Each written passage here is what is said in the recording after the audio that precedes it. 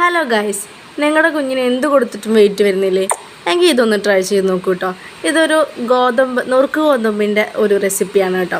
അതിന് മുന്നേ നിങ്ങൾ ആരെങ്കിലും ആദ്യമായിട്ടാണ് എൻ്റെ ഈ ചാനൽ കാണുന്നതെങ്കിൽ ലൈക്ക്, ഷെയർ, കമൻറ്റ് അങ്ങനത്തൊക്കെ ചെയ്തോളൂ കേട്ടോ. നമുക്കിതിലേക്ക് കിടക്കാം. ഇതൊരു നല്ല ഒരു റെസിപ്പിയാണ് കേട്ടോ. ഏറ്റവും കൂടുതൽ വെയിറ്റ് ഗെയിൻ വരുന്ന ഒരു റെസിപ്പിയാണ് ഇത്. നമ്മൾ ഗോതമ്പാണ് 2 പിടി ഗോതമ്പ് എടുത്തിട്ട് നന്നായിട്ട് കഴുകി നന്നായിട്ട് വേവിക്കും. ഇതെൻ്റെ കുഞ്ഞിന് ഭയങ്കര ഇഷ്ടമുള്ള ഒരു റെസിപ്പിയാണ് കേട്ടോ. അതുകൊണ്ട് നിങ്ങളുടെ കുഞ്ഞിനത് ഇഷ്ടപ്പെടുമെന്ന് പ്രതീക്ഷിക്കുകയാണ്. അപ്പോൾ നിങ്ങൾ നന്നായിട്ടത് വേവിച്ചിട്ട് നല്ല സോഫ്റ്റ് ആയിട്ട് നന്നായിട്ട് വേവിക്കുക. കാരണം അത് കുഞ്ഞുങ്ങൾക്ക് കൊടുക്കാനുള്ളതല്ലേ. അപ്പോൾ നന്നായിട്ട് വേവിച്ചോളൂ കേട്ടോ.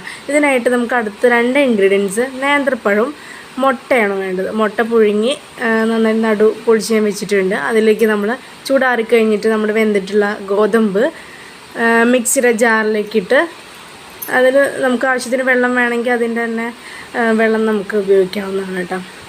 അത് നമ്മുടെ ആ കൺസിസ്റ്റൻസി അനുസരിച്ച് നമുക്കതിലേക്ക് ഒഴിക്കാവുന്നതാണ്. എന്നിട്ട് അതിലേക്ക് നമുക്ക് പുഴുങ്ങി വെച്ചിട്ടുള്ള മുട്ട, അതുപോലെ തന്നെ നുറുക്കി വെച്ചിട്ടുള്ള നേന്ത്രപ്പഴം അതൊക്കെ ഇട്ടിട്ട്, നേന്ത്രപ്പഴം പുഴുങ്ങേണ്ട ആവശ്യം നമുക്കില്ല, കാരണം ഇങ്ങനെ തന്നെ നമുക്ക് കൊടുക്കാം.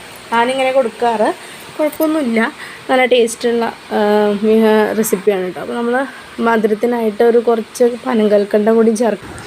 അപ്പോൾ ഇതെല്ലാം കൂടി ചേർത്ത് നന്നായിട്ടൊന്ന് മിക്സിയിൽ അരച്ചെടുക്കാം. നമുക്ക് അധികം നന്നായിട്ട് അരയണ്ട. കുട്ടികൾക്ക് എന്താണ് ടേസ്റ്റ് എന്ന് വെച്ചാൽ അതനുസരിച്ചിട്ടാക്കാം. ഇവന് അധികം അരച്ചിട്ടില്ല, ഫൈനായിട്ട് അരച്ചിട്ടില്ല. അപ്പോൾ നിങ്ങൾ കൊടുത്തു നോക്കുമ്പോൾ ഇഷ്ടമാവും. അപ്പോൾ എല്ലാവരും ട്രൈ ചെയ്ത് നോക്കാം.